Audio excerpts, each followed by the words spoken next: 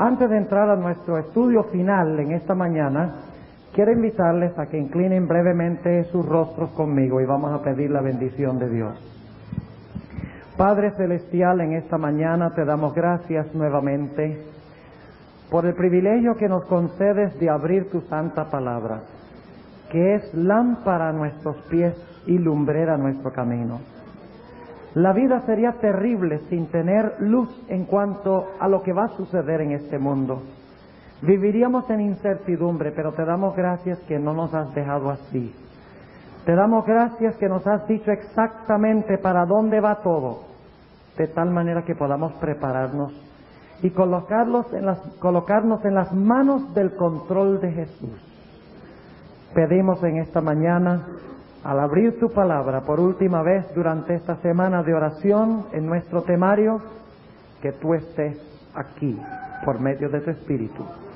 Enséñanos lo que necesitamos saber. Te lo pedimos en el nombre de Jesús. Amén.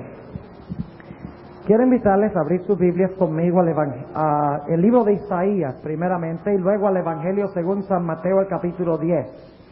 Vamos a leer Isaías el capítulo 9 y el versículo 6 primero. Es un texto que conocemos muy bien. Lo hemos leído muchas veces. Es una profecía muy interesante del Antiguo Testamento y dice lo siguiente. Isaías el capítulo 9 y el versículo 6. Porque un niño nos es nacido, hijo nos es dado, y el principado sobre su hombro, y llamaráse su nombre admirable, consejero, Dios fuerte, Padre eterno, y ahora viene la última parte, la parte clave, príncipe de ¿qué? Príncipe de paz. ¿A quién se refiere esta expresión? ¿Esto es una profecía en cuanto a quién? Es una profecía en cuanto a Jesús. Jesús es el gran príncipe de paz. Pero inmediatamente nos encontramos con un problema. Y es que en el Evangelio según San Mateo, el capítulo 10, Jesús parece hablar de una forma diferente a la que acabamos de leer. En Isaías dice que sería el príncipe de paz. Pero Jesús dice algo muy extraño en Mateo, el capítulo 10. Y queremos tratar de reconciliar las dos declaraciones, porque si es el príncipe de paz, ¿cómo puede ser lo que él dice en Mateo 10? Noten lo que declara el versículo 34 de San Mateo, el capítulo 10. No penséis que he venido para meter paz en la tierra. Óiganme, ahora tenemos un problema. Porque Isaías dice que iba a ser ¿el qué? El príncipe de paz. Y Jesús dice, no piensen ustedes que yo he venido a meter paz en la tierra. No he venido para meter paz, sino espada. Óiganme, eso no suena parecido a Isaías 9:6, ¿verdad? Suena muy distinto. Y luego sigue diciendo Jesús en el versículo 35, porque he venido para hacer disensión del hombre contra su padre, y de la hija contra su madre, y de la nuera contra su suegra, y los enemigos del hombre serán los de su casa. El que ama padre o madre más que a mí, no es digno de mí. Y el que ama hijo o hija más que a mí, no es digno de mí. Y el que no toma su cruz y sigue en pos de mí, no es digno de mí.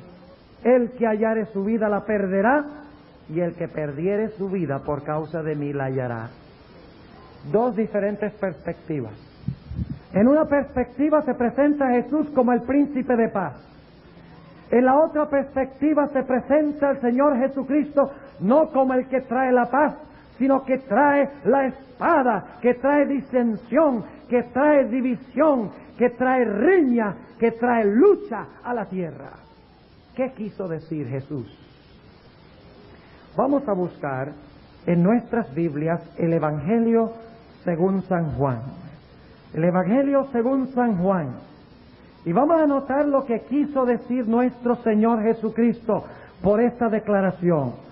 Ustedes recuerdan que el Señor Jesucristo tuvo varias declaraciones que darle a los discípulos en los últimos días que pasó sobre esta tierra. Dice en San Juan, el capítulo 14 y el versículo 27 lo siguiente, y conocemos este texto muy bien. Dice Jesús: la paz os dejo. Suena muy diferente a Mateo 10, ¿verdad? En Mateo 10 dice: vengo a traer la espada, riña, guerra. Aquí Jesús dice: la paz os dejo, mi paz os doy. No, aquí viene la clave. No como el mundo la da, yo os la doy. No se turbe vuestro corazón, ni tenga miedo. Empezamos a captar un vistazo de lo que quiso decir Jesús. Jesús es el príncipe de paz. Y sin embargo, cuando el príncipe de paz viene al mundo, el resultado inmediato es riña, disensión y división. Porque la paz que trae Cristo no es la paz que da el mundo, sino es la paz interior que viene al corazón del hombre. Puede haber disensión, puede haber riña, puede haber guerra, puede haber toda clase de tribulación afuera, pero puede haber al mismo tiempo la paz que pasa todo entendimiento en nuestro corazón cuando nos colocamos en las manos de Jesús. ¿Y saben algo?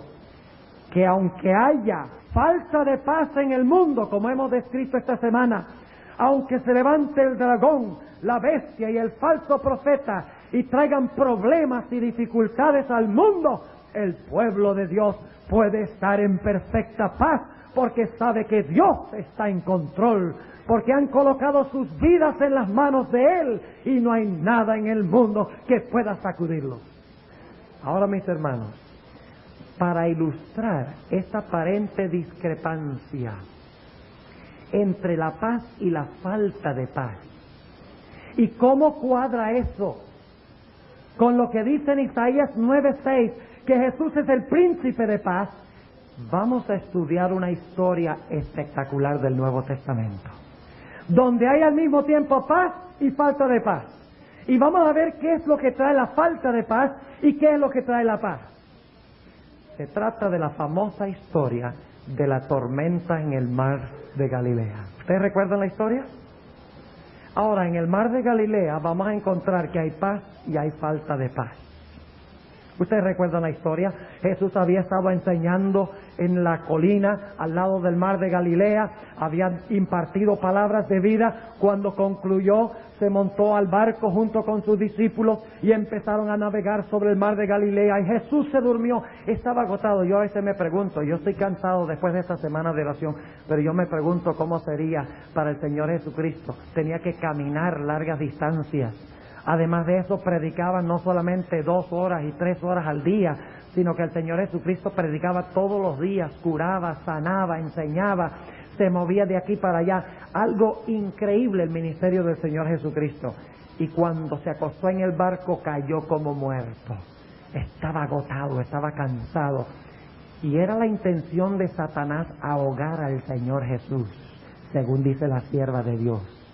Satanás fue el que causó la tormenta, no fue Dios, fue Satanás.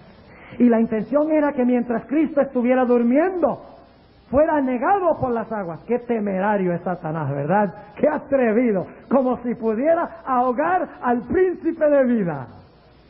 Y mientras estaban sobre el lago, se levantó una tremenda tormenta y desapareció la paz. ¿Sí o no? Óigame, fulguraban los relámpagos, sonaban los truenos, las olas crecían y entraban al barco, y los discípulos enseguida dijeron: oye, aquí hay una crisis, aquí hay un problema, tenemos que salvarnos. A ver, busquen los baldes, traigan los baldes. Y trajeron los baldes y empezaron a sacar agua. Los discípulos, todos atribulados y angustiados. No solamente había falta de paz en la naturaleza, sino que había falta de paz en el corazón de los discípulos. Y atribulados, mientras más agua sacaban, más agua entraba al barco.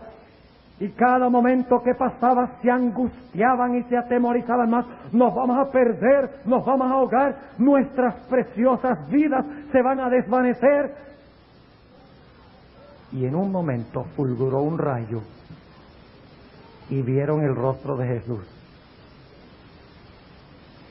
Y los discípulos dijeron: nosotros hemos estado tratando de salvarnos a nosotros mismos. Nosotros hemos tratado de estar en control. Nosotros hemos tratado de controlar la situación, sacando agua del barco y tratando de salvarnos. Nosotros no podemos, necesitamos a otro que esté en control. Y por lo tanto dicen a Jesús: salve, maestro, que perecemos. La sierva de Dios, en el deseo de toda la gente, dice que Jesús se paró majestuosamente. No había ni una señal de temor en su rostro. Se levantó con calma y con serenidad. Había guerra en los elementos, había lluvia, había truenos, había relámpagos. El barco se estaba llenando de agua, pero la paz exterior no afectó la paz interior de Jesús. Y Jesús se paró en serenidad, sabiendo que su Padre estaba en control. Guerra por fuera, pero paz adentro. Y levantó sus manos y dijo: paz, haya paz. Dice la sierva de Dios que inmediatamente desaparecieron las nubes, salieron las estrellas y la luna, y el mar de Galilea se veía como un cristal apacible. ¿Entienden un poco mejor la diferencia entre la paz exterior y la paz interna?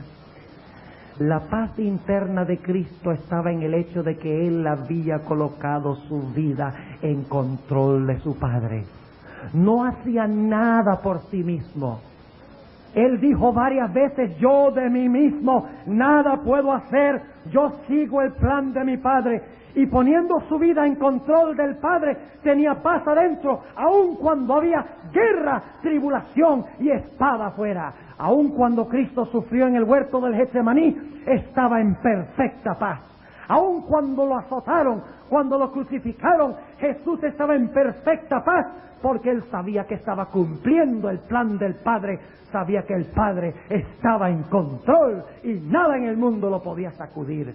Podemos sufrir como Cristo sufrió, puede haber tribulación, pero eso no es problema, porque podemos tener la paz de Cristo en el corazón. Después que se calmó la tormenta, los discípulos se sonrieron y dijeron: ve, qué lindo es dar nuestras vidas en control a Jesús.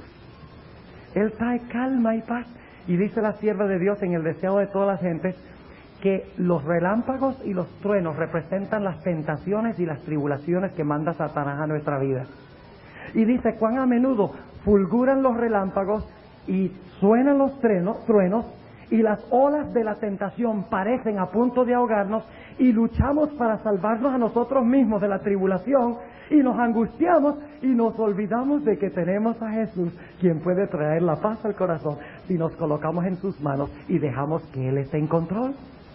Y los discípulos, después de calmar la tormenta, Jesús dice: sí, con este sí vale la pena estar, este está en control. Qué bueno es poner nuestra vida bajo el control de Jesús. Cruzaron el mar del Galilea y llegaron al otro lado del lago, seguros de que Cristo ahora estaba en control, de que cuando estaban con Cristo no tendrían más ningún problema. Y cuando llegaron al otro lado, de repente se aparecieron 2 endemoniados. Imagínense, primero la tormenta y luego llegan al otro lado, y ¿qué sucede? Se encuentran a 2 endemoniados. Y los discípulos dicen: tranquilo, quedémonos aquí, Dios está en control. ¿Ah? ¿Eso fue lo que pasó? ¿Qué va? Sálvese quien pueda. Fue la actitud de ellos. ¿Quién está en control aquí? El que corra más rápido es el que está en control. Se olvidaron de que Cristo calmó la tormenta, se olvidaron de que se habían encomendado en las manos de Él y dijeron: ¿qué va? Aquí el que no corre, el que no se escapa, lo destrozan los demonios. Y salieron corriendo, y después de haber corrido una distancia se dieron cuenta que Jesús no estaba con ellos. Y voltearon y vieron la escena. Nuevamente esas manos majestuosas levantadas y los 2 endemoniados echados a los pies de Jesús, sin poder avanzar ni un paso más. Y luego Jesús echó a los demonios. Y dice la Biblia que estos 2 hombres cayeron bajo el control de Cristo. ¿Cuán diferente es el control de Satanás, verdad? ¿Cómo es el control de Satanás? El control de Satanás es ahogar. El control de Satanás es endemoniar. El control de Satanás es arruinar y destruir. Es el asesino, es el destructor. El control de Cristo es cuando nos colocamos en sus manos. Y cuando nos colocamos en sus manos puede haber tribulación y problemas y dificultades. No crean ustedes que cuando aceptan a Cristo, inmediatamente todo el mundo nos va a amar, toda la familia nos vamos a llevar bien con ellos, todos los amigos nos van a entender. No, podemos tener la paz de Cristo aquí adentro y podemos tener guerra y riñas afuera, y las tentaciones serán más grandes después de habernos entregado en manos de Jesús. Pero podemos disfrutar de la paz de Jesús en el corazón. ¿Cuándo sufrió Cristo sus peores tentaciones? ¿Antes o después de su bautismo?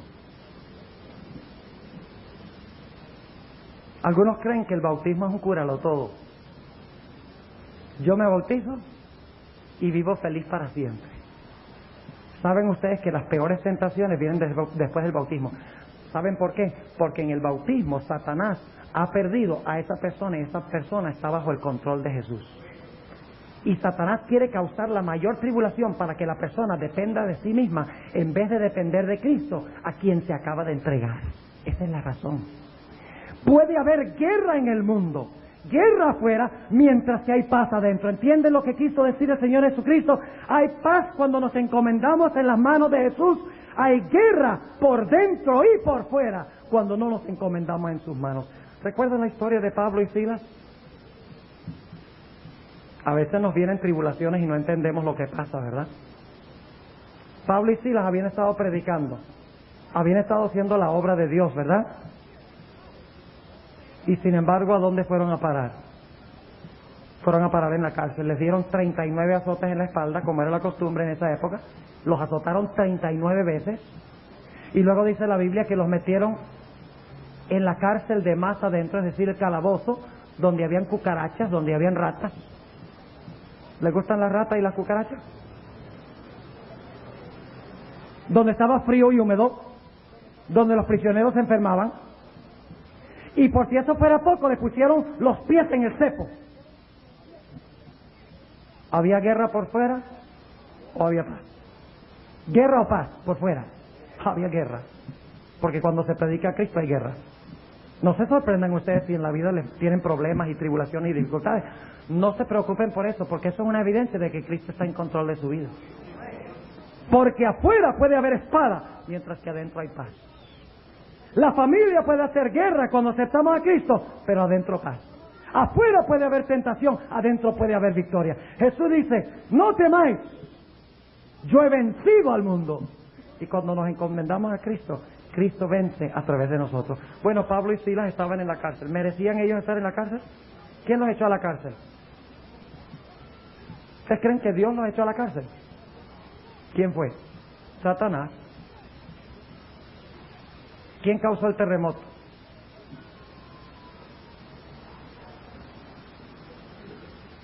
Dios. ¿Qué vino como resultado del terremoto? ¿Qué quiso hacer el carcelero? El carcelero se quiso echar encima de su espada. ¿Ustedes creen que Dios iba a querer un resultado así? Ahora noten, hay un terremoto. Pablo y Silas están cantando. ¿Qué están haciendo Pablo y Silas en la cárcel? ¿Cómo? Cantando y alabando a Dios. Tiene la espalda con 39 azotes. Están en medio de ratas y cucarachas. En un ambiente frío, húmedo. Con los pies en el cepo que apretaban y no dejaban pasar la circulación. Y todo porque estaban haciendo la obra de Cristo. Ellos podrían haber dicho, Fíjate, predicamos para Cristo, hacemos la obra de Cristo y mira el resultado. ¿De qué vale? Guerra es lo que trae seguir a Cristo. Pero no lo hicieron. Dice que cantaban himnos a Dios. Ahora podemos entender lo que la Biblia quiere decir cuando dice nos gozamos en las tribulaciones. ¿Quién estaba en control? Hubo el terremoto y se abrió la cárcel. El carcelero se iba a tirar sobre su espada. Pablo dijo, no lo hagas. No lo hagas. Y como resultado, ¿qué pasó? Como resultado se convirtió el carcelero y toda su familia. ¿Ustedes creen que esos se hubieran convertido si hubiera habido otra clase de circunstancias? ¿Fue un buen resultado? Dios a veces moldea las circunstancias y las permite de tal manera que resulte algo bueno, aun cuando tenemos que sufrir, ¿sí o no? ¿Quién estaba en control? Dios estaba en control. Aun cuando Pablo y Silas sufrieron terriblemente, Dios era el que estaba en control. Y el resultado fue la conversión del carcelero y toda su familia. Al oír cantar al apóstol San Pablo y a Silas, recibieron a Cristo como Salvador personal. ¿Saben ustedes que yo una vez experimenté algo semejante? La ciudad de Medellín.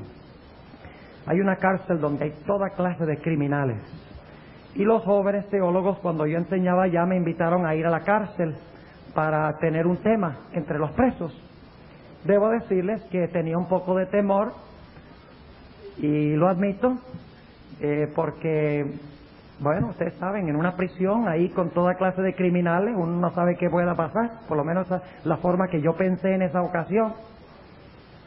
Pensaba que no había paz afuera y no estaba muy seguro tampoco de que hubiera paz adentro. Pero decidí ir y acepté la invitación y fui. Interesante esa cárcel. Lo primero que hicieron fue que llegamos a una estación, tuvimos que entregar la cédula. Entregamos la cédula. ¿Saben qué es una cédula, verdad? Que en Puerto Rico no usan eso. Aquí usan la licencia de manejar, es una tarjeta de identificación. La entregamos y el que recibió la tarjeta dice, bueno, sigan a la próxima estación. Bajamos por un pasillo y llegamos a una estación y el policía que estaba ahí dice, súbese la manga. Y tomó un aparato y colocó un sello.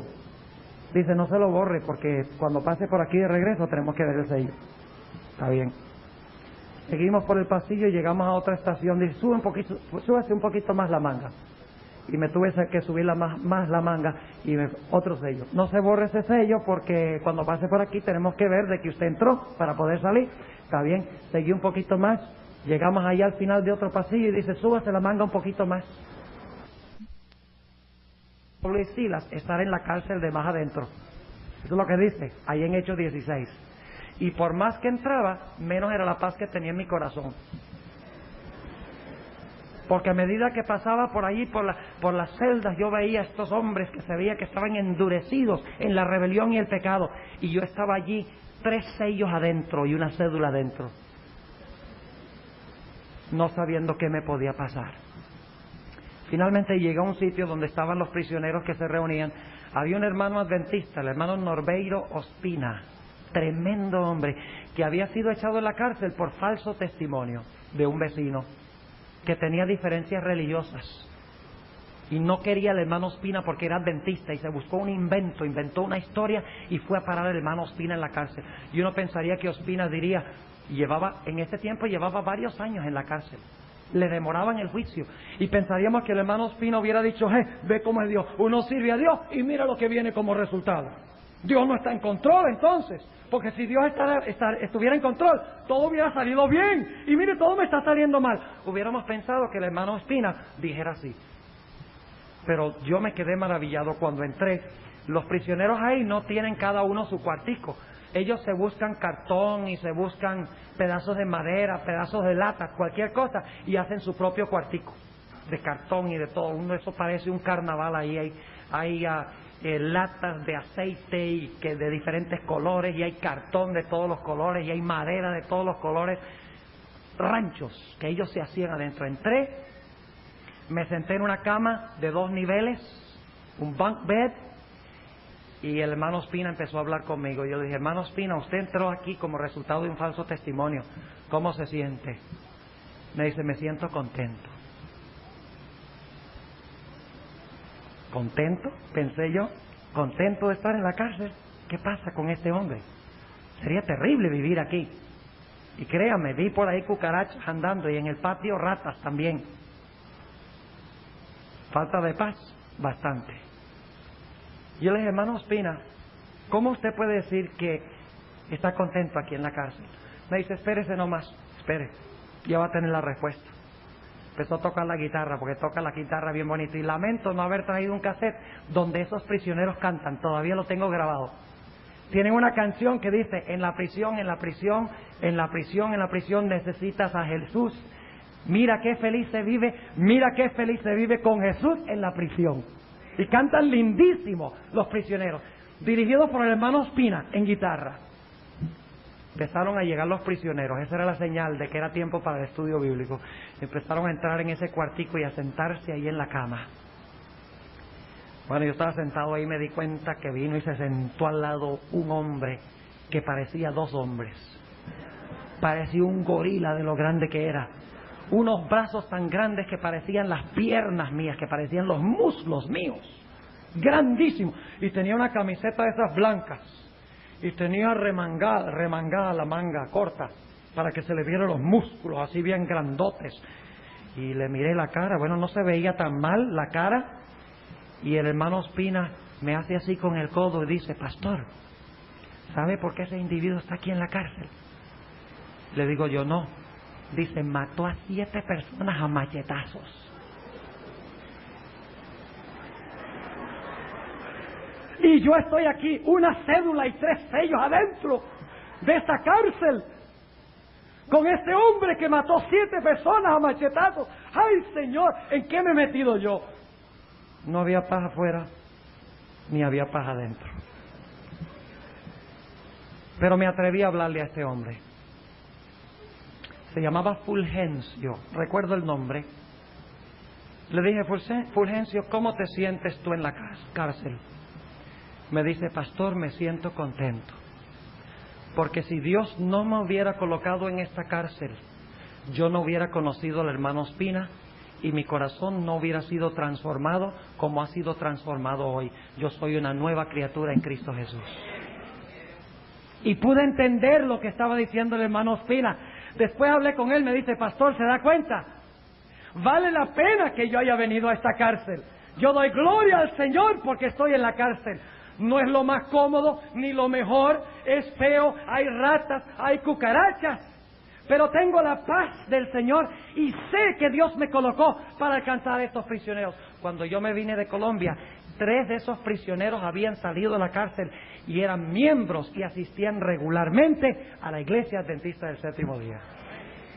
Puede haber paz afuera y guerra adentro, ¿sí o no?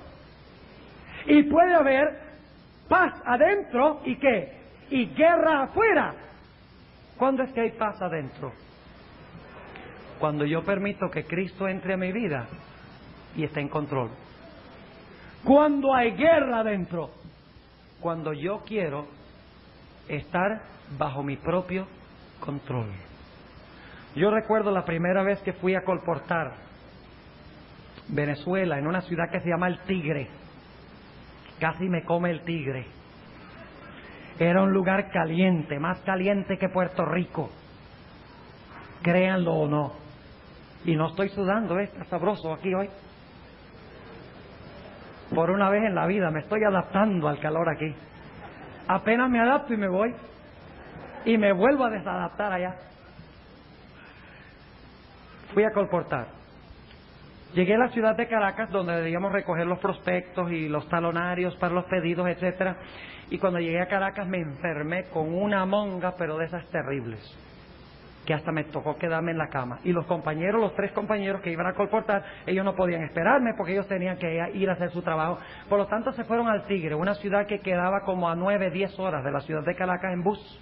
En esa época, ahora hay una autopista, pero en esa época eran como 10 horas en bus. Se fueron. Yo me quedé en Caracas 4 días hasta que me pude mejorar. Cuando mejoré, pedí la dirección de la iglesia ahí en el Tigre para poder llegar allá. Ellos no sabían dónde se estaban quedando los compañeros, pero dijeron, aquí está la dirección de la iglesia. Llegando a la iglesia, puede ubicarse. Yo dije, bien, está bien. Tenía apenas suficiente pasaje como para llegar allá, con la esperanza de colportar y conseguir algo de dinero. Allá llegué a la estación de bus, me bajé, tomé mi maleta, mi bolsa, todo lo que llevaba, cargando en los hombros, caminando por la calle, porque la iglesia quedaba a cierta distancia de la estación del bus, y llego yo allá a la iglesia y lo que vi me dejó pasmado. La iglesia estaba completamente abandonada. Yo no sé cómo, tal vez el departamento de publicaciones no lo sabía, pero la asociación debe haberlo sabido. Estaba la iglesia abandonada, había un monte que llegaba hasta las ventanas. Y gente había botado escombros y basura en el patio de la iglesia. Las ventanas de la iglesia estaban quebradas y se veía que no había habido una reunión allí, por lo menos en meses y posiblemente años. Y ahora yo estaba allí, en la iglesia, sin un centavo, ni siquiera para hacer una llamada telefónica. Inmediatamente me puse a pensar. Y ustedes crean que yo soy muy falto de fe. Estoy creciendo. Eso fue hace muchos años. Creo que mi fe ha crecido. Sé que mi fe ha crecido, digamos más bien. Porque vamos de fe en fe, según dice la Sagrada Escritura, ¿verdad? No hay ningún problema con que un pastor admita sus debilidades. Porque un pastor es débil con los hermanos. Y todos crecemos juntos. El pastor no crece en un nivel y los hermanos en otro nivel. Debemos crecer todos sobre el mismo nivel. Y yo me puse a pensar y yo dije, ay, yo no... ¿Cómo es que Dios me hace esto a mí? Primero me enfermo en Caracas y luego entonces vengo a vender su literatura y fíjese, estoy aquí solo, no tengo ni un centavo, estoy en la iglesia, no tengo dónde quedarme, no tengo dónde comer, tengo un hambre terrible. ¿Cómo es posible que el Señor me esté haciendo esto a mí? Le echamos la culpa a Dios, cuando Dios a veces permite las circunstancias para algo grande que les voy a mencionar. Vamos a terminar. Dios nos usa a pesar a veces de nuestra falta de fe, ¿saben? Pero debemos aprender a tener más fe en Él, porque entonces puede usarnos más todavía. Estaba sentado yo allí y tenía el problema de que yo no podía ir a buscar a los compañeros porque tenía las maletas y todas esas cosas. Tenía una caja de libros y talonarios y los prospectos y todo. Estaba cargado y tenía miedo. Si me iba de allí a buscar a los compañeros me robaban las cosas. ¿Ve? Tenía que controlar mis maletas. Yo tenía que estar bajo control controlando mis maletas, estar seguro de que no me las robaran. Y entonces yo iba media cuadra y me ponía a buscar a ver, y luego regresaba a buscar las maletas de que no me las habían robado. Y estuve en ese plan. Fíjense cómo Dios de bueno. Enfrente de la iglesia había la casa de un joven que me estaba observando. Yo no me di cuenta que él me estaba observando, pero él me estaba observando. Llego yo y me siento sobre la maleta deprimido, desanimado, sin paz adentro y sin paz afuera. Chasqueado, y digo, tal vez no era el plan de Dios de que yo colportara aquí. Y en ese momento Dios me mandó a este joven como un ángel. Fíjense cómo Dios está en control. Y este joven dice, ¿quién es usted? Yo le dije, bueno, yo soy un estudiante de teología, he venido aquí a vender libros, tengo 3 compañeros que vinieron antes que yo, pero no sé dónde están. Él dice, bueno, yo no he oído nada, este es un pueblo pequeño, pero yo no he oído nada de la llegada de nadie nuevo aquí. ¿Y tú no tienes dónde quedarte? Y yo le dije, no, estoy desamparado. No tengo ni casa, ni tengo dinero, ni hay comida, ni nada. Él dice, mira, ven y te quedas en mi casa. Imagínense eso, un total extraño. Me dice, ven y te quedas en mi casa y yo te voy a ayudar a buscar a tus compañeros. Y me llevó a la casa, me dio un cuarto con una camita, no diría que es la más cómoda del mundo, pero en esa situación no me podía quejar, porque algo era mejor que nada. Me dio una buena cena, y en el estómago dice, después vamos a ir esta noche a ver si tus amigos los encontramos por allí. Y fuimos por toda la ciudad, era una ciudad pequeña, el Tigre, y buscamos y nada. Buscamos por 3 días. Y no supimos nada, hasta que finalmente, después de 3 días, el muchacho me dice, y no sé por qué no me lo dijo antes, tal vez no se le ocurrió, dice, ¿sabes algo? Yo conozco a una señora que fue adventista, que fue miembro de esta iglesia. Le dije, bueno, de pronto ella nos puede decir dónde están los compañeros. se llamaba Petra Fajardo. Me acuerdo tanto el nombre porque después 2 vacaciones siguientes me quedé en su casa también. Llegamos a la casa de Petra Fajardo, una viejita así chiquita. Se había ido de la iglesia, la hija se había ido de la iglesia, la hija se llamaba Noelia. Y llego yo a la casa y ella llega a la puerta y yo le digo, mire, yo soy un vendedor de libros, soy adventista, me dicen que usted fue miembro de la iglesia y por aquí supuestamente vinieron 3 jóvenes a vender libros, pero yo no los puedo encontrar, ¿usted ha oído algo? Y ella dice, mire, yo no he oído nada, pero hay una señora también que fue adventista. Dice, y de pronto, fíjese, habían abandonado la iglesia y después nos pusimos a colportar y descubrimos que había montones de ex adventistas esperando que se abriera la iglesia otra vez. Y fui a la casa de esta señora y toqué la puerta, y cuánto gozo fue cuando uno de los compañeros contestó la puerta. Se estaban quedando ellos en la casa de esta señora. Bueno, mis hermanos, colportamos ahí esa vacación. Allí fue que el Señor nos dio, y no digo que me dio a mí porque entre todos trabajamos, nos dio al primer testigo de Jehová para el Evangelio de Cristo, el hermano Trujol, quien tenía un taller de mecánica ahí en el Tigre. Era testigo de Jehová y llegó a ser adventista el 7º día. Un hombre de dinero, tenía un taller muy reconocido. Desde que aceptó el mensaje adventista, colocó en su taller un aviso que decía, no trabajamos los sábados. Éxodo 28 al 11. Y cuando llegaban los clientes decían, pero si el sábado es el mejor día de trabajo, ¿cómo tú no trabajas? Él dice, porque la ley de Jehová dice que el sábado es el día de reposo y ese es el día que yo guardo. Y daba estudios bíblicos y la gente aceptaba el mensaje de Dios. Como resultado del colportaje esta vacación, fíjense que Satanás quería que yo me fuera de ahí. Él no quería que yo me quedara allí. Después me di cuenta, cuán bueno sería si pudiéramos ver el fin desde el principio, ¿verdad? Sería mucho más fácil sobrellevar las cosas. No hay problema. Dios tiene un plan. Está bien, aceptemos las circunstancias ahora, las dificultades ahora. El plan se realizará. ¿Cuán diferente? Pero saben ustedes, Dios no nos ha dado la facultad de leer el futuro. Así que conformémonos en el presente, con lo que nos venga. Y estemos seguros que Dios está en control de la situación y que Dios tiene un plan. Y el plan se va a realizar si nos mantenemos bajo su control y andamos en sus caminos. Mis hermanos, cuando concluyó esa vacación, toda la grama, el pasto se había cortado, el patio se había limpiado y se reunían 25 almas en esa iglesia. Cuando volvimos el 2º año, se reunían 60 almas en esa iglesia. Y ahora están en un proyecto pro construcción y me mandaron a pedir dinero, dicho sea de paso, y no les he mandado nada, debería mandarles con el historial que hay en esa iglesia. Están en una campaña pro templo para hacer una iglesia más grande, porque en esa iglesia hay más de 120 miembros adventistas en la ciudad del Tigre. Ahora yo les pregunto, ¿estaba Dios en control? A veces no parece. Esta semana hemos hablado de muchas cosas, hemos hablado de profecías que involucran el mundo, del papado y del protestantismo y el ateísmo y los poderes que van a dominar el mundo. ¿Saben algo, mis hermanos? Hoy quería yo traer esto a nivel personal. Porque el Dios que controla las naciones, el Dios que controla el mundo, el Dios que controla la historia, no va a tener ningún problema en controlar esta vidita mía, que está sencilla, que es tan fácil para Dios. Si Dios puede coordinar a todos los seres humanos del mundo, Él no va a tener ningún problema con controlar esa pequeña vida, la cual tengo yo, si yo me coloco y me encomiendo en sus manos. Nos hundimos es cuando dependemos de nosotros mismos. Y en el tiempo de angustia muchos caerán porque no han encomendado sus manos bajo el control de Jesús. Por eso debemos presentarnos a Jesús ahora en tiempo de prosperidad. No después. Después es demasiado tarde. Debemos aprender a confiar en las circunstancias ahora. ¿Saben ustedes que la sierva de Dios declara que Dios no escoge para nosotros ningún plan que no escogeríamos nosotros mismos si pudiéramos ver el fin desde el principio?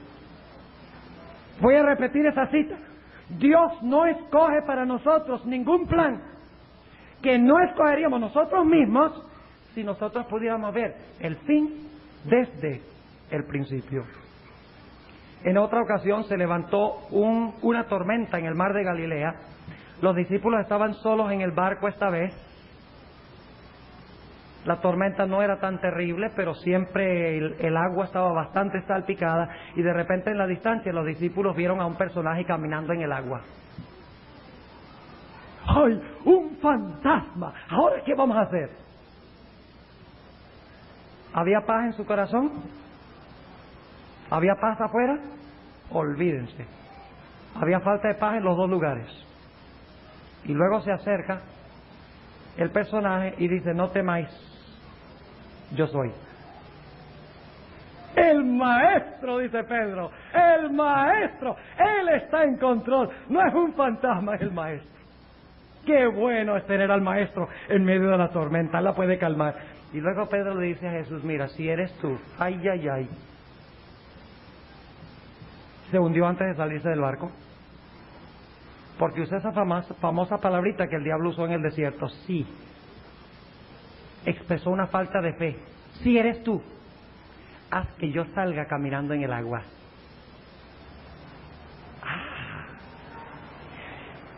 Pedro salió del barco y empezó a caminar sobre las encrespadas olas. Imagínense eso.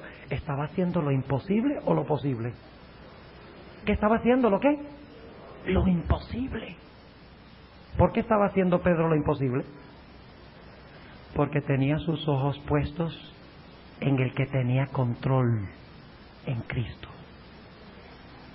Y se fue caminando y mantuvo los ojos fijos en Cristo. Cristo estaba en control, y de repente él dice: ve, estoy caminando sobre el agua, como que no se había dado cuenta. Estoy caminando sobre el agua. Yo estoy caminando sobre... ¡Mira lo que yo estoy haciendo! ¿Será que los compañeros saben lo que yo estoy haciendo? Vaya, yo quisiera ver la cara de Andrés y la cara de Juan. Ellos nunca han hecho esto. Ellos no son capaces de caminar sobre el agua. Ellos no están en control como yo. Y en ese momento Pedro voltea para decir: ja, ja, ja, ja, ja, ja. Y cuando voltea y luego vuelve a fijar los ojos en Jesús, no puede ver a Jesús porque una ola ha ocultado al maestro de su vista. Y Pedro ahora se da cuenta que él no está en control. Y se empieza a hundir en el agua. Y cuando se ve perdido, ahora dice: maestro, tú que estás en control, sálvame que perezco. Y viene Jesús y le extiende la mano y le dice: hombre de poca fe, ¿por qué quisiste tú estar en control? Eso es lo que quiso decir. ¿Por qué quisiste tú estar en control? ¿Por qué dudaste? ¿Por qué te faltó fe? Mantén tus ojos en Jesús, no en ti mismo. No estés tú en control, pon a Jesús en control de tu vida. ¿Saben ustedes que eso pasa con nosotros muy a menudo también? ¿Por qué nos hundimos nosotros en el pecado? ¿Por qué nos hundimos nosotros en nuestra vida? Nos hundimos porque nosotros queremos estar en control. Nos hundimos porque queremos centrar nuestra atención en nosotros mismos. Creemos que somos muy grandes, muy importantes, muy autosuficientes. Y por esa razón quitamos los ojos del que está en control. Y cuando ponemos los ojos en nosotros, lo que resulta no es control, sino descontrol. Cuando yo tenía 16 años, asistí a la escuela en Wisconsin Academy, en el estado donde yo nací. No parece cuando hablo, ¿verdad? Las apariencias engañan. Estaba trabajando un día poniendo tela metálica en las paredes para luego entonces ponerle el plaster, el frise. Hacen eso para que se pegue. Hay que martillar clavos y luego doblar los clavos para que quede en la pared. Y en una de esas le pegué mal a un clavo y se partió un pedacito del clavo, de la cabeza del clavo, y entró directamente en mi pupila de mi ojo izquierdo. Fui al médico inmediatamente porque veía como punticos negros. Inmediatamente veía punticos negros. Yo pensé que era porque se había entrado cemento en el ojo. Y fui al médico, el médico me examinó, dice, sí, eso es una lesión. Dice, vamos a darle un ungüento y vamos a taparle el ojo por un par de semanas y va a estar bien. A las 2 semanas regresé, me quitó la cosa esa de metal que me puso en el ojo y no podía ver por ese ojo. Estaba bien asustado, porque estaba apenas en segundo año de mi secundaria. Me quedaba toda la secundaria, toda la universidad y todo el posgrado con un solo ojo. Inmediatamente empecé yo a renegar.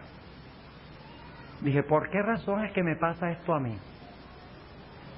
Yo le he sido fiel a Dios, yo he hecho lo que Él ha pedido, y ahora fíjense lo que me ha pasado. Pero lo que me esperaba era tremendo, porque como resultado de eso tuve que tener 4 operaciones en ese ojo, y estuve en el hospital un total de 3 meses en las 4 operaciones. Un joven de 16 años. Estaba muy amargado, estaba muy disgustado de que Dios permitiera o que Dios causara esto.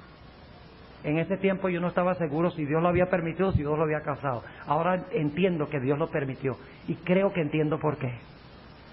Pasé por un tiempo bien difícil en mi vida, amargado, disgustado con Dios, enojado de que algo así me sucediera.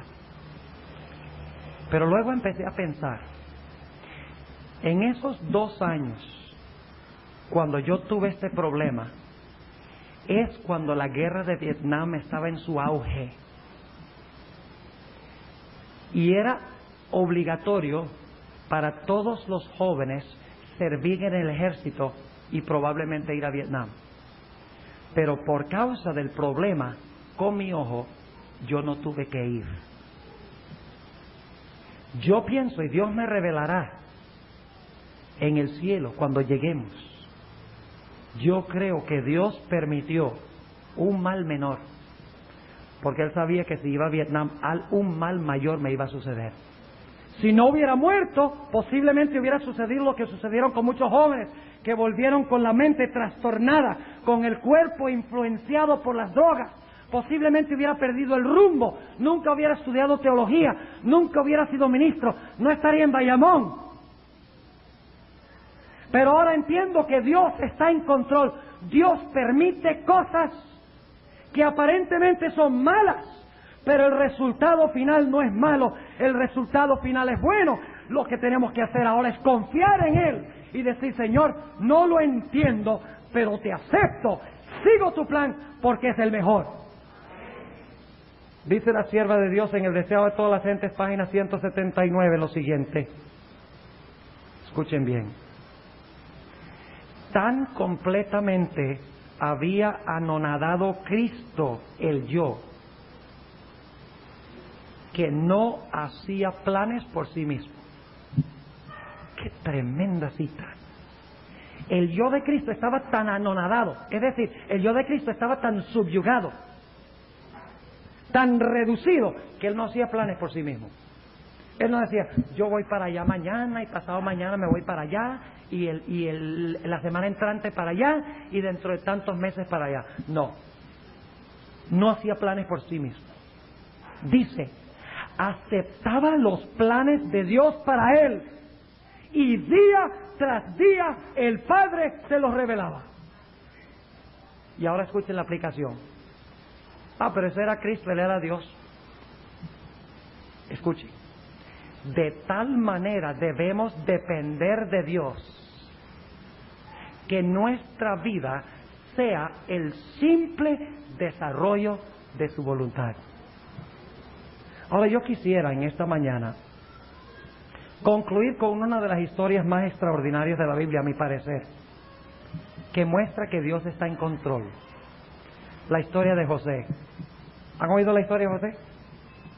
Qué historia tan tremenda, que ilustra lo que hemos estado hablando esta semana. Porque al fin y al cabo, si nosotros hablamos esta semana del protestantismo apóstata y del catolicismo, y hablamos del ateísmo, y hablamos del nuevo orden mundial que se va a establecer, se nos va a la vista en el mundo, en lo grande, y debemos hacer eso. Pero ¿dónde cuadro yo, Esteban Bor, el individuo? ¿Dónde voy a estar yo cuando se establezca el nuevo orden mundial? Yo tengo que aprender a confiar individualmente en Jesús, porque no se confía en masas, se confía como individuos. Y por eso hoy no estoy trazando una profecía bíblica, sino que estoy juntando todo el concepto de la semana de oración y aplicándolo a nivel individual nuestro, porque en el tiempo de angustia, mis hermanos, toda dependencia humana se eliminará, toda, sin excepción. Perderemos familia, perderemos amigos, perderemos casas, perderemos comida, perderemos libertad, perderemos ropa, perderemos todo y seremos nosotros con Dios. Inclusive se decretará matarnos. Y yo debo aprender que Dios está tanto en control que yo pueda decir, no tengo comida, no hay problema. Dios es el que causa el crecimiento. Puede llover comida del cielo. ¿Ustedes creen que puede? ¿O que me van a echar a la cárcel? Conoceréis la verdad y la verdad os libertará. ¿Que no hay agua? ¿Quién hizo las aguas? Dios. ¿A que me van a quitar la ropa? Dios tiene vestiduras blancas para mí. ¿Que me van a matar? Yo sirvo al Dios de la resurrección. Esa es la clase de confianza que tenemos que desarrollar, porque el hermano White dice que todo apoyo humano será retirado y estaremos solos con Dios para hacerle frente al nuevo orden mundial. ¿Ustedes creen que eso va a ser fácil? ¿Una persona hacerle frente al nuevo orden mundial a nivel individual? Todo ese conglomerado de ateos y de apóstatas religiosos controlando el mundo y el pequeño remanente allí. ¿Ustedes creen que va a ser fácil para mí, este gusano humano, pararme en contra de todo un sistema mundial y decir, aunque me maten, confiar en Dios? ¿No creen ustedes que cuando llegue esa ocasión de repente voy a decir, bueno, yo no he confiado hasta ahora, pero ahora sí confío, Señor? ¿Recuerdan el texto que leímos anteriormente esta semana? Si no eres capaz de correr con los caballos, con los hombres, ¿qué tú crees que vas a estar corriendo con los caballos? Y si tú estás quieto en tiempo de paz, ¿qué tú crees que vas a hacer cuando el Jordán se desborde e inunde y destruya? ¿Qué vas a hacer tú? El que es fiel en lo poco ahora, será fiel en lo mucho después. Y el que es infiel en lo poco ahora, será infiel en lo mucho después. Tenemos que encomendar nuestras vidas bajo el control de Cristo ahora mismo. Y tenemos que decirle a la gente que perece en el descontrol, pon tu vida en las manos de Jesús para que tu vida no esté descontrolada, sino para que haya control en tu vida. La historia de José rápidamente. Cuando José pasó por sus experiencias, ¿fueron experiencias amargas? ¿Qué creen ustedes? ¿José era un buen muchacho? ¿Le hacía daño a sus hermanos? Bueno, sencillamente les contó los sueños, ¿no? Pero esos sueños se los dio Dios. ¿Quién estaba en control? ¿Quién le dio los sueños? ¿Se cumplieron los sueños? ¿Quién está en control? Dios. Él le dijo los sueños y ellos se enojaron, no les gustó.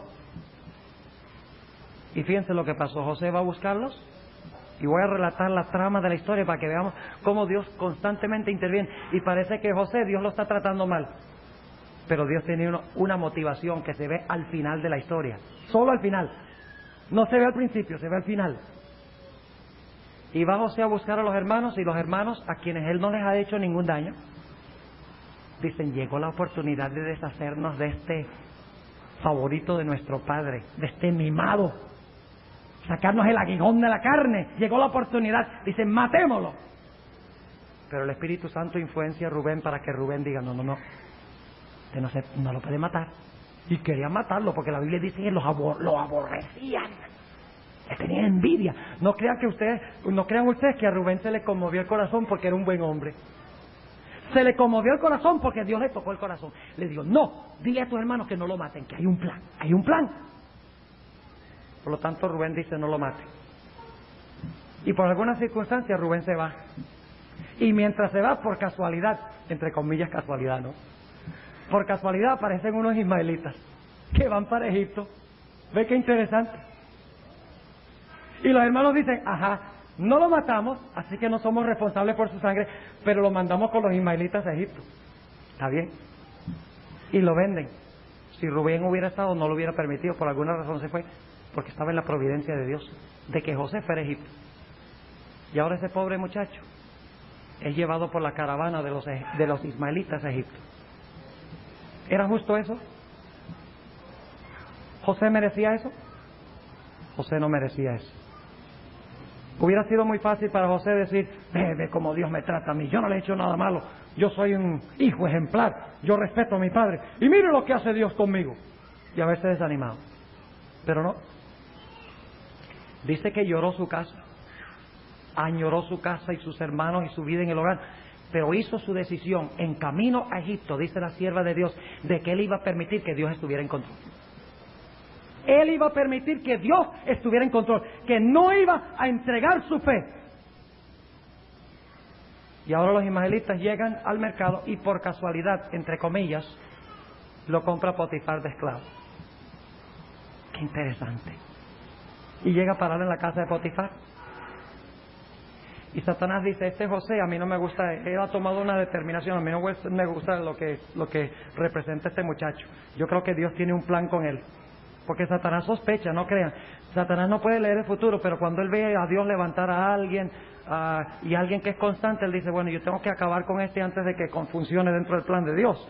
Así que él influencia a la esposa de Potifar para que la esposa de Potifar le diga a José que se acueste con ella. La esperanza es que él se acueste con ella y que Potifar lo mate. Esa es la intención. Porque en Egipto, cuando un hombre adulteraba con la mujer de un alto funcionario, la condena era muerte, inevitablemente. Y si no lo mandaba a matar, entonces se burlaban los amigos y decían, ve, qué gallina, no lo quiso matar. ¿Cómo tú te dejas hacer eso? Así que la mujer viene, y lo que no contó Satanás es que José iba a ser fiel, y fue fiel. Y por lo tanto Satanás mandó a esta mujer a arrancarle la ropa y a echarle la culpa a José. Cuando volvió Potifar, la hermana White dice que Potifar, si hubiera creído la historia de su esposo, hubiera mandado a matar a José. Lo dicen patriarcas y profetas. Pero lo que hizo fue mandarlo a la cárcel porque sabía que era inocente y respetaba a José. Ahora fíjense, por la providencia de Dios, se lo han llevado los ismaelitas, ha parado en la casa de Potifar y ahora va a parar en la cárcel, a donde va a conocer a quiénes, al panadero y al copero. ¡Qué cosa! Casualidad, ¿verdad? Lo que nosotros llamamos casualidad, Dios lo llama providencia. Porque Dios moldea las circunstancias. Ahora imagínense, pobre José. Primero los hermanos lo venden. Luego en la casa de Potifar lo acusan falsamente y va a parar en la cárcel. Suficiente para desanimar a cualquiera, ¿verdad? Pero en la cárcel José era noble. Él dice, yo no entiendo lo que está pasando. Yo no entiendo lo que está pasando aquí. Yo no sé por qué Dios permite que pasen estas cosas conmigo si yo soy inocente y yo no tengo la culpa de nada de eso. Yo no sé, pero Dios debe tener un plan. Dios está en control. Y ahí cuando está en la cárcel, llega el panadero y el copero. Y tienen sueños. Fíjense cómo Dios está en control. Dios da sueños. Y el panadero y el copero le dicen los sueños a José. Y José dice, yo tengo la interpretación de eso. Y dicen, 3 días el copero va a ser restaurado y el panadero va a ser muerto. ¿Quién está en control? ¿Quién pudo revelar el futuro? Dios moldea las circunstancias. Y ahora fíjense, cuando el copero dentro de 3 días se va a ir, José le dice, por favor acuérdate de mí cuando vayas y le sirvas a Faraón. Y por providencia de Dios el copero se le olvida hacerlo en ese momento. En ese momento. ¿Saben por qué se le olvidó en ese momento? Porque Dios no quería que lo recordara. ¿Saben por qué? Porque Faraón todavía no había tenido sus sueños. Pasaron 2 años. Dios le dio a Faraón los 2 sueños, los sueños de las espigas y el sueño de las vacas. Y llamó a los magos. Y nadie podía interpretar el sueño. ¿Quién está en control? ¿Los magos? ¿Los adivinos? No. ¿Quién? El copero dice, vaya, ahora sí se acuerda. Inspirado por Dios. Hay un joven que yo conocí en la cárcel hace 2 años. Se llama José. Y Él nos interpretó los sueños al panadero y a mí, y se cumplieron exactamente como Él dijo. De pronto Él te podría decir, y así es que viene a la prominencia José en el reino. Y es colocado como el primer ministro de Egipto. ¿Qué se iba a imaginar él cuando estaba pasando por los problemas? Cuando los ismaelitas lo llevaban, cuando fue a parar en la casa de Potifar como esclavo, cuando fue llevado a la cárcel por dar buen testimonio de Dios. ¿Qué se iba a imaginar él? Que el resultado de su labor iba a llevar a ser el principal en el reino después de Faraón. No lo podía saber. Sencillamente en el momento tenía que ser leal a Dios y estar seguro de que Dios tenía un plan, de que Dios estaba en control. Y ustedes conocen la historia de la trama que preparó José. Óigame, qué historia. Qué historia tan tremenda esta de lo que planeó José. Y no crean que es porque José era sabio. Todo el asunto de desenmascarar a sus hermanos se lo reveló Dios a José. Ahora, ¿cuál fue el resultado? El resultado fue que esta experiencia llevó a la conversión a sus hermanos. Y los nombres de sus hermanos están sobre las puertas de la Nueva Jerusalén. Por la fidelidad de José, en gran medida. Porque fue José el que trajo la conversión a sus hermanos. Ellos se arrepintieron y pidieron perdón a su hermano. Sus corazones fueron transformados en el momento cuando descubrieron que era José y el mal que le habían hecho. Pero mucho más que eso, ahora escuchen bien.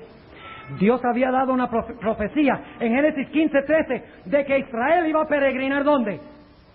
En Egipto. ¿Por cuánto tiempo? 400 años. Y a través de lo que hizo José, Jacob y su familia se trasladaron a Egipto para Dios escoger a su pueblo y sacarlos de servidumbre y establecer la nación de Israel. Todo porque José, a pesar de las circunstancias, a pesar de las vicisitudes, a pesar de las dificultades, dijo: yo no entiendo lo que me está pasando, pero yo creo que Dios tiene un plan. Dios está en control. Me quedo con Él, confío en Él. Aunque no pueda entender las circunstancias, haré lo que Él me diga y estaré conforme. Empezamos la semana de oración diciendo que Dios ha revelado claramente lo que va a pasar en el mundo. ¿Verdad? ¿Sabemos exactamente lo que va a pasar? Ley dominical, cuáles poderes se van a levantar, qué es lo que van a imponer, que va a haber un tiempo de angustia, que va a ser... ¿Sabemos todo lo que va a pasar? ¿Sí o no? Está claramente revelado. Dios dice: esto es lo que va a pasar. Es como decir: mañana a las 10 de la mañana sale un vuelo de San Juan a Newark. Ese vuelo va a salir. La única pregunta es si el pastor Bar va a estar en el vuelo. Así dice Dios. Dios dice: en la historia va a pasar esto. Ahora tú decides si vas a cuadrar dentro de mi plan, si vas a aceptar mi plan, si vas a permitir que yo esté en control. Mis hermanos, la profecía bíblica dice que Dios va a derramar el Espíritu Santo con poder sobre su iglesia. Y es lo que más necesita la iglesia. Pero antes de que nosotros podamos ser llenos del Espíritu Santo y dejar que el Espíritu Santo esté en control, nosotros tenemos que ser vaciados del yo y dejar de estar nosotros en control. Y cuadrar perfectamente con el plan de Dios, mis hermanos.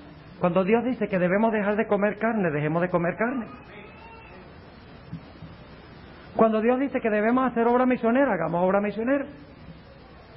Cuando Dios dice que debemos siempre ser verdaderos, seamos verdaderos. Cuando Dios dice que debemos hablar de los demás, dejemos de hablar de los demás. Cuando Dios nos revela una responsabilidad, dejemos que Él esté en control. Y así el Espíritu Santo nos puede usar, nos puede transformar. Y a pesar de las dificultades y las circunstancias, Dios nos moldeará como piedras preciosas para su templo celestial. Toda piedra preciosa al principio es áspera,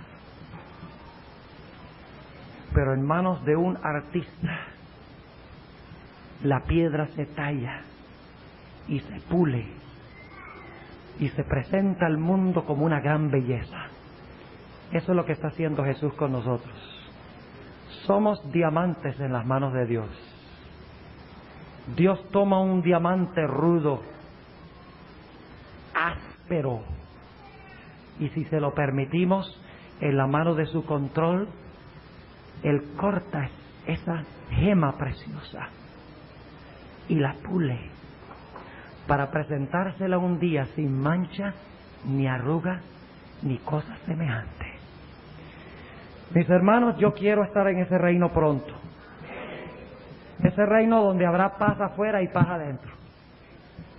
Porque a pesar de que tenemos paz adentro, nos cansamos de esa falta de paz afuera, ¿verdad? Tenemos que bregar duro con la vida. Es difícil, pero no se rindan. Dios está en control. Dios rige el universo. Y Dios está dispuesto de regir y gobernar tu vida si tú se lo permites. Quiero preguntar al concluir en esta mañana: ¿cuántos de los presentes quieren decirle al Señor Jesucristo: Señor Jesús, yo quiero, sin reserva alguna, colocar mi vida bajo tu control y solamente bajo tu control? ¿Cuántos quieren decirle a Jesús en esta mañana eso? Ahora yo quisiera hacer otra pregunta. Y esta pregunta es especialmente para aquellos que posiblemente no se han bautizado por inmersión, como dice la Biblia. Posiblemente algunos hermanos se han extraviado y desean regresar al Señor Jesucristo. La pregunta es esta: ¿cuándo comenzamos nosotros a entregar nuestra vida bajo el control de Jesús? ¿Saben cuándo es? Es en el momento cuando nos bautizamos. Porque en el bautismo morimos a nuestra vieja vida, a nuestro yo, y resucitamos en Cristo, con Cristo en control. Así que el primer paso para dejar que Cristo esté en control de nuestra vida es nacer de nuevo en Él. Y nacemos de nuevo en el momento del bautismo. No podemos permitir que Cristo controle nuestra vida, al menos que sepultemos el yo en las aguas y salgamos para recibir el Espíritu Santo. Es imposible. Tenemos que ser bautizados primero, encomendar nuestras vidas a Jesús, enterrando el yo, despojándonos en las aguas del yo y saliendo a una vida nueva donde Cristo rige nuestra vida. Hay algunos aquí en esta mañana, yo sé que algunos han respondido durante la semana y pueden hacerlo de nuevo. Alguno aquí en esta mañana que quiere decirle al Señor Jesucristo: yo quiero comenzar mi vida contigo, yo quiero que tú estés en control y quiero sepultar ese yo en las aguas del bautismo en algún día. No significa mañana o la semana entrante, sencillamente van a tomar la decisión y la determinación. Quieren decirle a Jesús: yo quiero tomar ese primer paso que pone mi vida en tu control, yo quiero ser bautizado. ¿Hay alguno aquí en esta mañana que quiere decirle eso a Jesús? Levantando la mano. Quiere decirle a Jesús: yo deseo ser bautizado. Allá atrás hay un jovencito, una hermana allá atrás. ¿Hay alguno más que quiere levantar? Levante la mano y vuélvala a bajar enseguida. Levanten la mano y bajen la mano. No voy a pedirles que pasen al frente. Sencillamente Cristo quiere ver su mano en esta mañana. Si ustedes quieren dar ese primer paso que entregará su vida a Jesús. ¿Hay alguno más en esta mañana que quiere decirle eso al Señor Jesucristo? ¿Alguno más? Posiblemente hay alguno en el balcón que levantó la mano que no vi. Hay algunos aquí indudablemente que levantaron la mano, tampoco lo vi, pero Dios vio su mano. Y Dios va a responder el deseo de cada corazón. Oremos. Amante Padre Celestial, gracias te damos porque tú, el Dios eterno, estás en control. Gracias te damos, Señor, porque a pesar de que pasamos por circunstancias difíciles, todo está dentro de tu plan para formar nuestro carácter, a fin de que esté listo para entrar a la patria celestial. Gracias por habernos acompañado en esta semana de oración. Te pido, Señor, que metas tus verdades en nuestra alma, que queden indeleblemente grabadas, de tal manera que podamos recordarlas en tiempos de crisis y dificultad. Gracias, Señor, y te lo agradecemos en el nombre y por los méritos preciosos e inmaculados de Cristo Jesús. Amén.